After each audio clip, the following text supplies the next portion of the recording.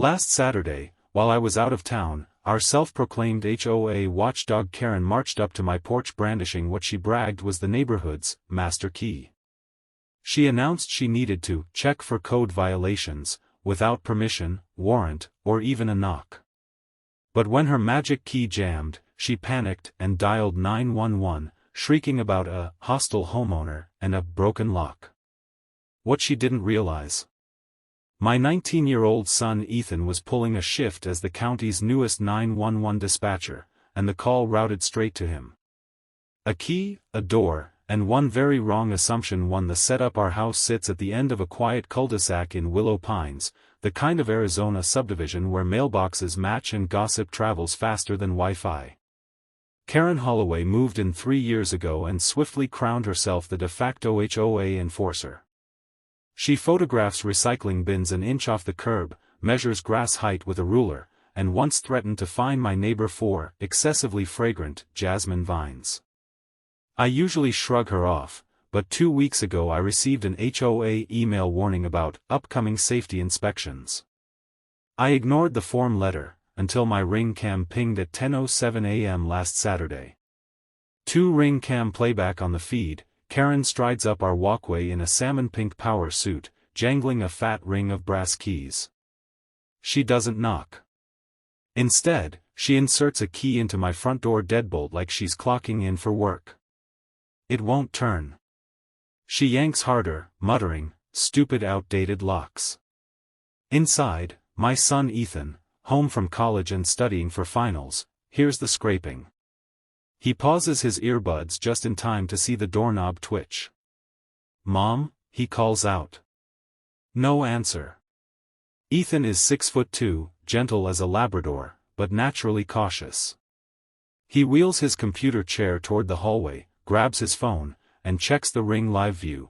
There's Karen, leaning her shoulder against the door as though brute force will grant entry. He cracks the door from the chain latch. "Can I help you?" Karen jumps. "Inspection. HOA authority. Your mother was notified." Ethan shakes his head. "Schedule it through email like everyone else." Karen's eyes dart to the jammed key. Realizing she's halfway to committing burglary, she switches tactics. "Young man, step aside. I smell gas. I'm trying to protect the neighborhood." "No, you smell my cinnamon candle," Ethan replies, shutting the door and double-bolting it. 3 Karen goes nuclear thwarted. Karen stomps down the porch, fishes out her phone, and dials 911 on speaker so the whole street can hear. "Yes, emergency. Homeowner's son is threatening me with violence," she lies. "He's barricaded the door. He's unstable." Ethan, now watching from an upstairs window, sighs, and texts me the Ring footage. I'm 200 miles away at a conference, powerless except to reply, "You okay?" He writes back, "Better than okay." Take a guess who's on dispatcher duty today. 4. The call at the county emergency center 5 miles away. Ethan's headset beeps. He greets the caller with the standard script, 911, "What's your emergency?" Karen's voice screeches through his earpiece. "Officer. I'm at 214 Maple Ridge. A belligerent man's holding me hostage at his door." Ethan mutes his mic for half a breath, shakes his head, then responds calmly, "Ma'am, can you confirm the address?" He recognizes his own house number. Protocol requires he transfer calls involving family, but first he needs details for the incident log. Karen rattles off our address, embellishing. "He threatened to sick a dog on me." Ethan knows we have no dog. "And he's tampering with a gas leak." "No gas leak." He keeps his tone even. "Are any weapons visible?" "No, but he's huge and aggressive," Karen insists. Ethan types the notes, flags the call for transfer to the supervising dispatcher, as required, then asks one more question, "Ma'am, do you have legal permission to enter the residence?" "Of course," she snaps. "I have the master key. The HOA board gave it to me." Through the open dispatch room, Ethan's supervisor Janet raises an eyebrow. He silently mouths, "My address." She nods, taking the call, while Ethan steps away to avoid conflict of interest.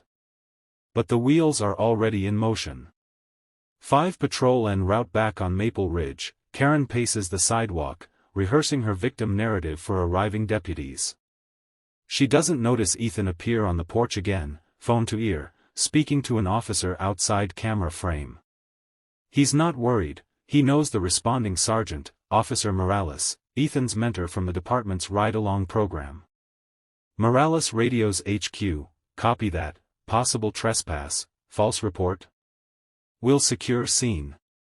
Karen hears sirens in the distance and smiles, convinced backup will reinforce her authority. She's wrong.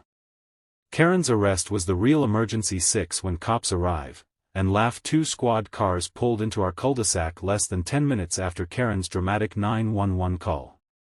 Officer Morales stepped out first, tall, steady, and already familiar with Karen's antics. She ran up to him like she'd just escaped a hostage situation. "Thank God. He's in there, and he threatened me. I tried to do a safety inspection, and he went crazy. I had to use the HOA master key." Morales didn't blink. "You attempted to enter a private residence without consent?" "I had consent," she said. "It's implied in the HOA charter." "No, ma'am. That's not how implied consent works." Karen faltered. I thought there was a gas leak." "That wasn't part of your 911 call," Morales said, glancing at his tablet. "You told dispatch you were being threatened." "Were you?" Karen hesitated. From the porch, Ethan stepped out holding his phone. "Hi, Officer Morales." Morales waved. "Hey, kiddo. Finals going okay?" Karen's face twisted. "You know him?" "He's one of ours," Morales replied flatly. "And you filed a false emergency report involving a county dispatcher and tried to enter his home uninvited." Then he turned to Ethan. "We've got the ring cam footage, right?" Ethan nodded. "Already uploaded to the department server."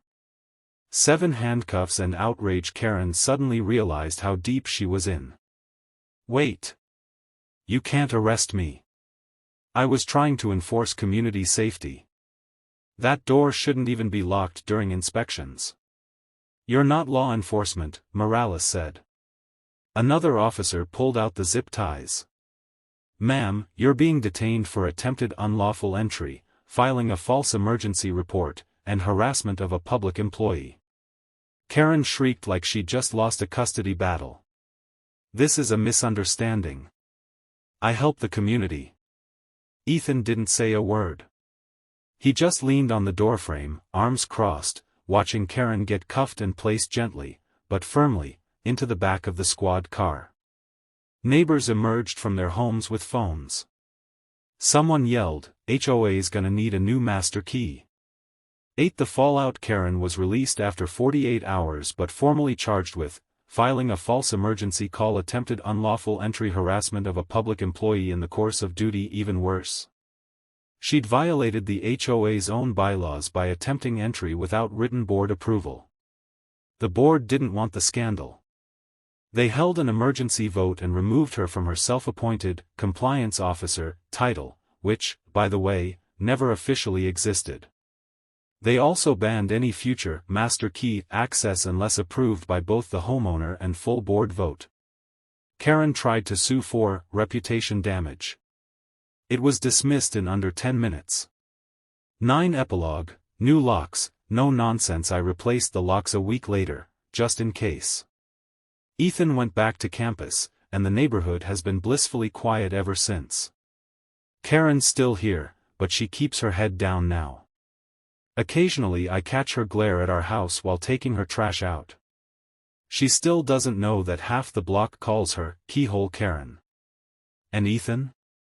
He got a commendation from the county for calmly handling a personal conflict in uniform. Justice didn't come with shouting or violence. It came through a headset, a camera, and a well-timed calm voice. Like true justice stories with a twist? Hit subscribe for more wild HOA dramas, Karen takedowns, and real-life revenge tales every single week. You never know who's going to knock next, or what happens when they do.